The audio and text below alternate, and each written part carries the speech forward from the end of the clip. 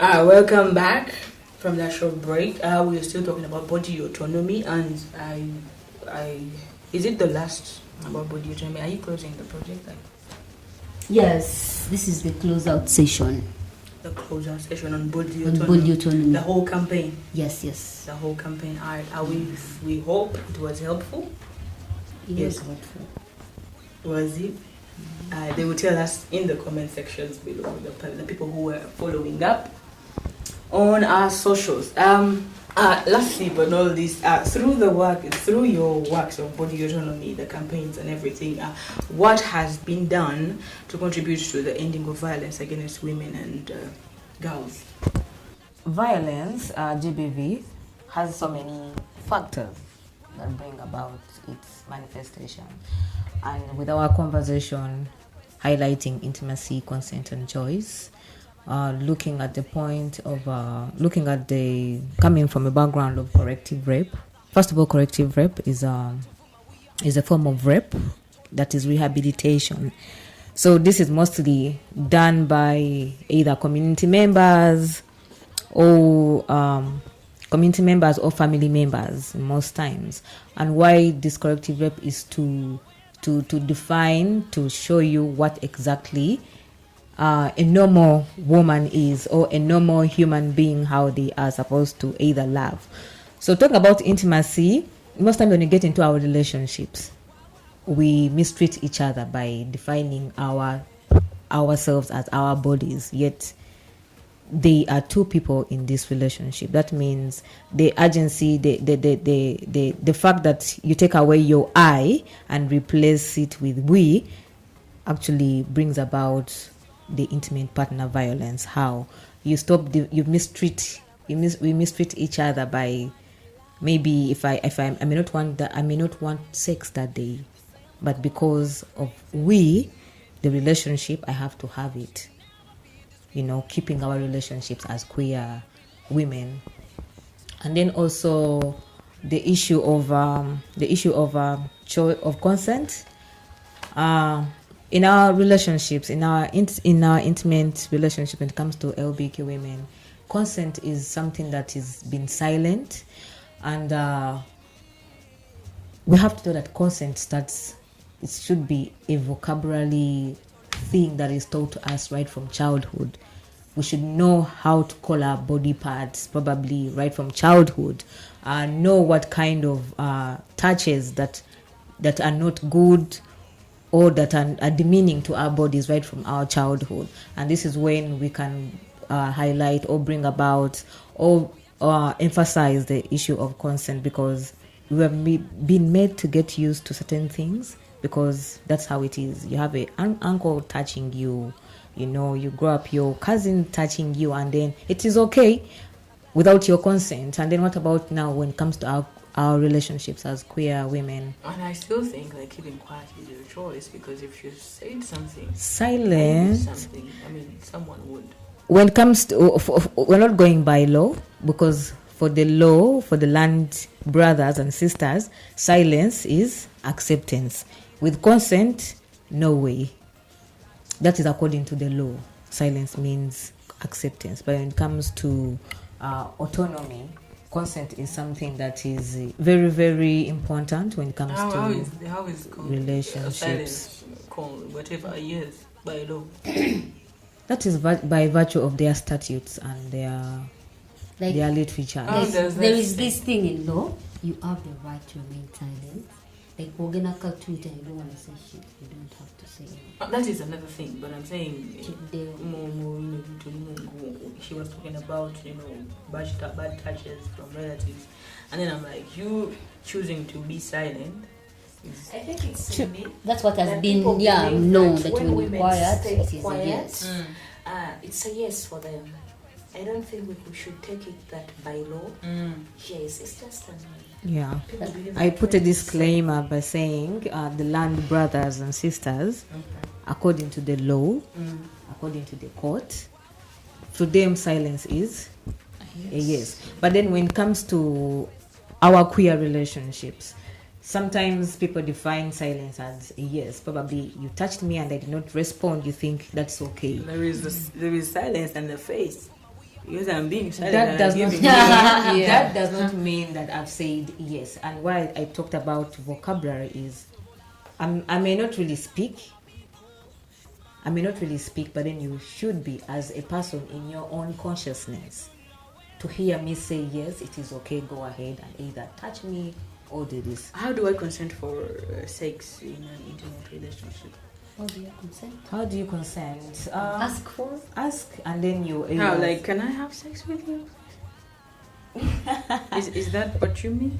I wish we would normalize that, because we think it's automatic that because we are in a relationship, you know, once you begin touching me, you can take. No, like we would have signals. We would have signals like, you know, I give you that eye. Yeah, but now it goes up to the other person, you know, trying to seek. Someone talked about seeking affirmations, like, you know, asking.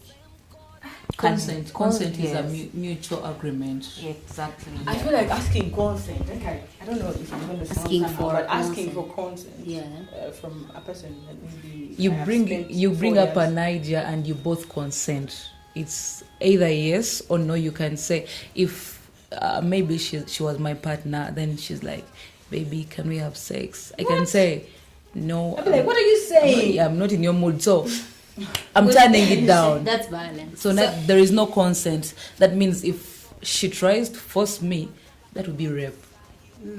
Yeah, right. We We really need to normalize talking about having Exactly. sex, conversations in our relationships. Yes. They brought us. We've grown up in environments where we believe that a woman is Automatically. it's you know. But we need to normalize having conversations about sex, talking about consent, because you don't know my mood. You don't know where your partner is coming from. Yes, that you expect them to have sex with you all the time. I also don't know your mood. So normalizing talking about asking for consent is the way to go. Does this mean you need to do a timetable? no like rehearsals are coming after the table, because I mean okay, yes, I don't know where you're coming Actually, from. let me just add on Wait, do you- Mother I don't Nature. know. Let me tell you, do you know that like she said, the different types of styles. You could be doing bad things to me. I don't like them, and for you enjoy them. You know, hearing from your partner. Is that conversation, I acknowledge that, yes. And That that is conversation, where we should consent- have that. Yeah, But that's where consent I'm comes saying, from. like, in the beginning of, you know, me looking at you and I want something, that's where my whatever is, my problem is. So we like, how do I get into you? There is Like, no how- formula. Personally, I can't say that there is a formula that A plus A or 1 plus 1 equals B. I'm not going to say what works in my relationship, how we communicate, or how we do our consent is what you should do. But we are saying, she is saying, that is what I'm thinking, that at least in every relationship, let them have a way of consenting. Like how you're saying that, licking the eye. Yeah. Yes. And they don't return back that. That's You know, harassing they don't someone like you sexually. find out communication. Like Yes. Miss Host. Yes. Communication. How differently can you communicate? Every relationship, all partners differ. You choose how you could be consenting as partners. Yeah. All right, men. Yeah, the contribution to ending violence against women, according to your words.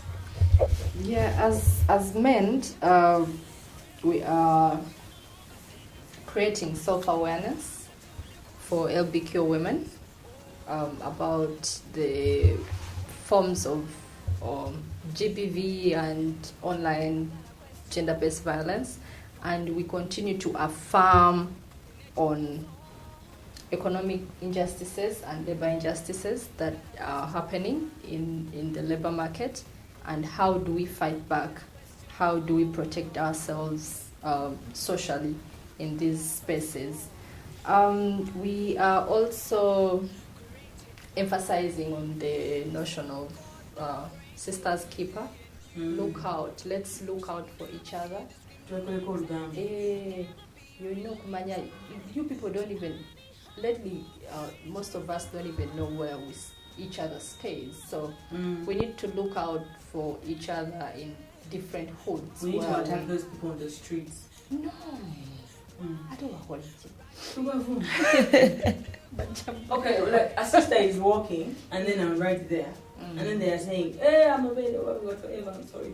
I don't know, it's really bad. So, and then someone, I don't know, makes a compliment about their body. What are you trying to tell me? Like, should I act or what? It depends. It depends where you are. You need to assess the environment that you're in. You either give the sister support Of what? to run mwenane mudduka. Yes, because That's it what you're saying, depends. sisters keeper. No, it depends the environment you're in. Togenda genda eri mu kikuubo eyo wansi batandika okusikasika mutandika okwesikasika bajja bayisaamu empi. So you need to evaluate where you are, your environment, and you see what kind of reaction that. Sisters keeper. Yes. What do we do? What are we doing? Look out for each other. Speak up. Okay. Yeah. You need to speak up against injustices that are happening. It doesn't have to be you that I'm waiting for it to happen on me. Then I can speak up. So you just have to speak up. Speak out, call out injustices. Exactly what I said, and they told me to run away. It depends. It depends on the situation. Yeah, it depends. You have to assess. Yeah. And to run, yeah? And we also articulated on progressive policies and practices that aim at giving social protection against gender-based violence and building that ecosystem that eliminates violence against women.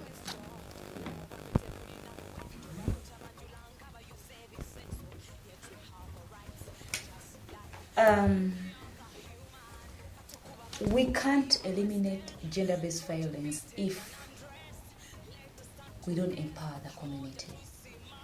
So we looked at empowering LGBTQ persons, women, and through our conversations, we tried so hard we tried our best to see that queer persons, lesbians, bisexual, and trans women are empowered about.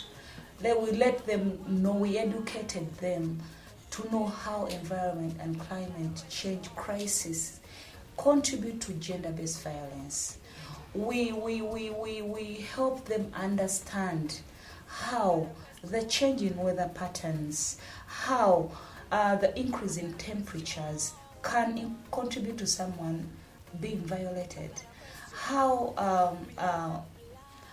seasons of rain, yes, heavy rains, can contribute to increase in number of gender-based violence.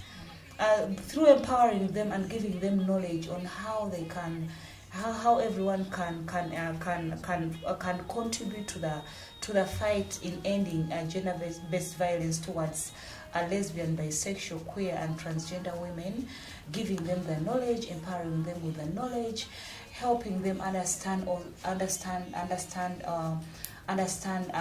their own areas, because climate changes differ.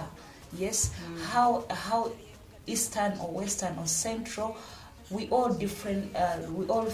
All regions face different patterns. So we help them. We educated them considering areas they are coming from. Yes. All right. And we believe having an empowered community will help reduce gender-based violence.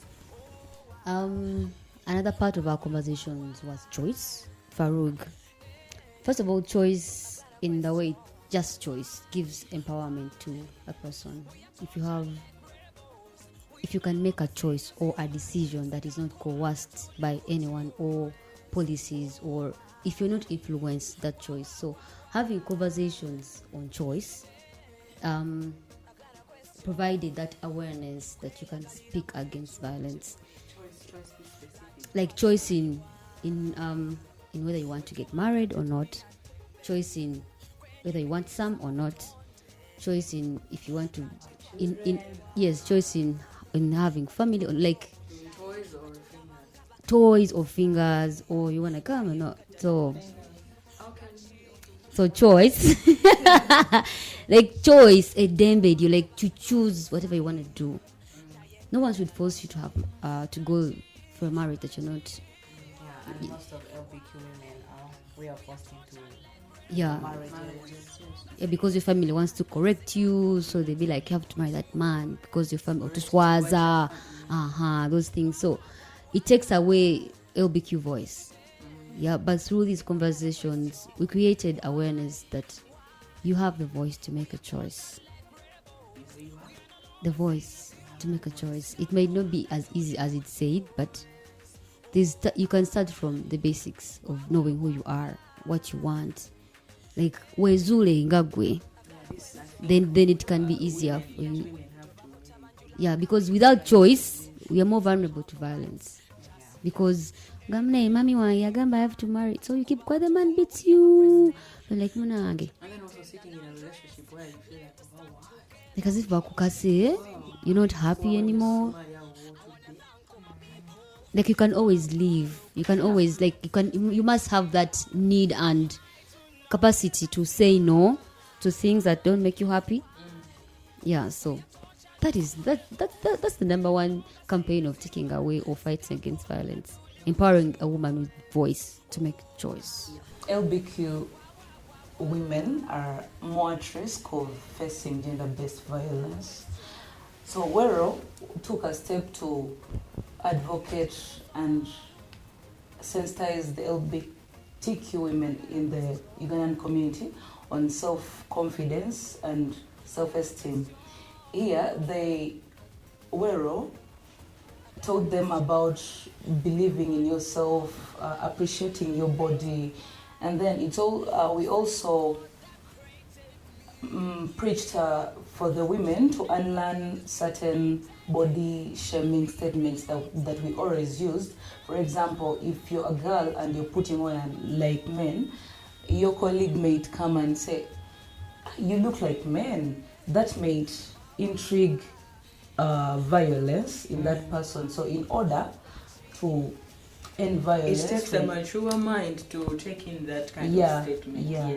Yeah. You feel like It it's takes a veteran. demeaning. Yeah. Yeah. We're also preached about seeking self-affirmation from that person you're driving the joke at. You don't joke with me if I'm not okay with you joking with me. Don't tell me that some people are supposed to joke with you and some people are not supposed to. No, it's okay for a close friend to joke with me. It is okay. And there is a limit. The level, There is a limit. And and I always affirm it to you. I tell you, this is where I'm supposed to end. We create boundaries. But just how sure are you that?